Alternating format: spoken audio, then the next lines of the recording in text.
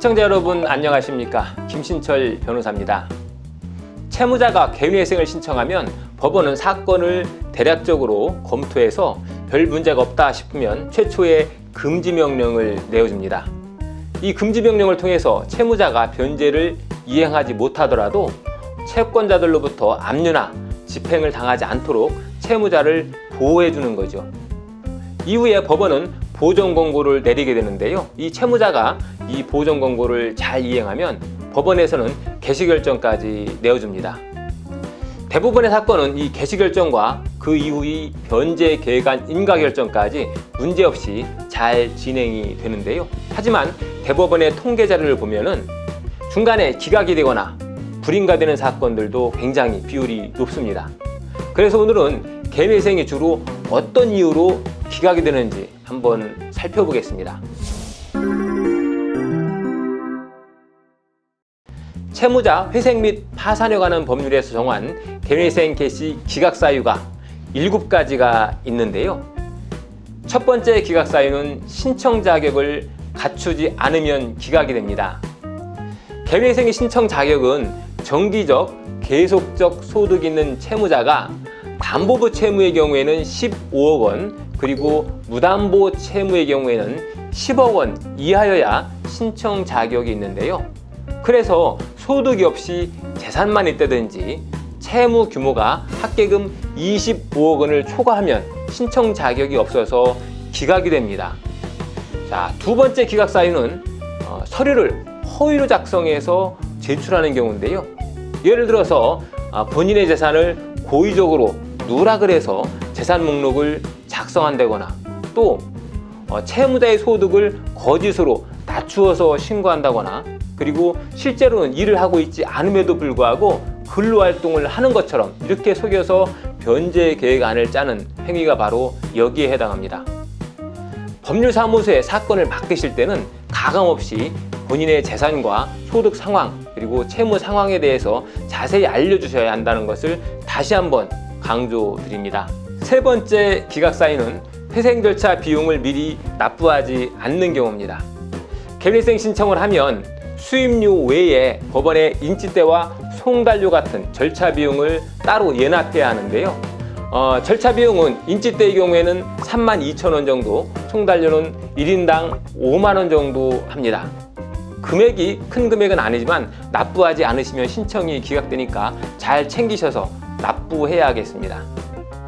자, 그리고 네 번째 기각 사유는 변제 계획 안에 제출 기한을 준수하지 않는 경우입니다. 다만 실무에서는 개시 신청서를 제출할 때 채권자 목록과 함께 변제 계획안도 같이 작성해서 제출하기 때문에 실무상 변제 계획안 제출 기한을 어겨서 기각되는 일은 거의 없다고 봐야겠죠. 자, 다섯 번째 기각 사유는 채무자가 5년 이내에 면책을 받은 사실이 있는 경우입니다. 여기서 말하는 면책은 개인회생뿐만 아니라 개인 파산을 통한 면책도 다 포함이 됩니다.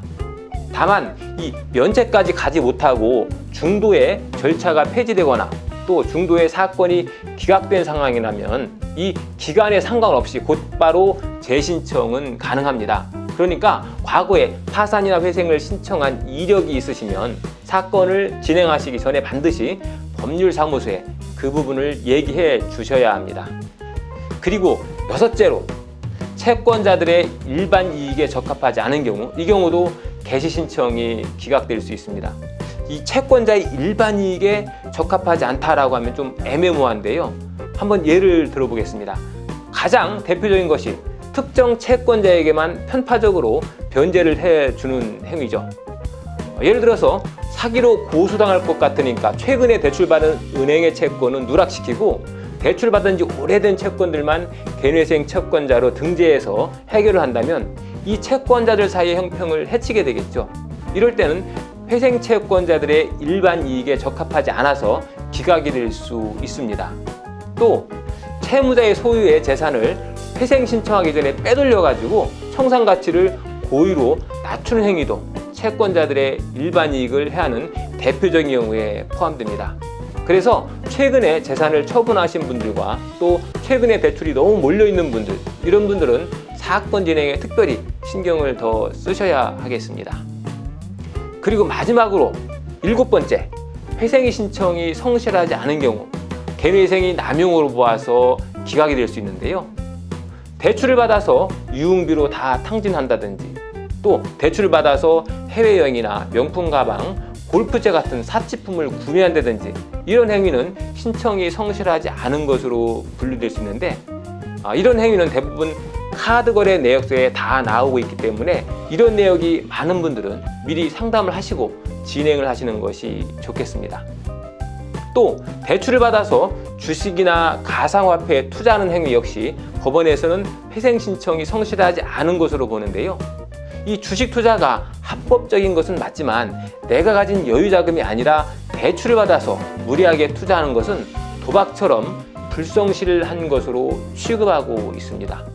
이런 분들은 변제율과 변제 금액을 최대한 높여서 변제 의지가 있다 하는 것을 피력하시는 것이 좋겠습니다.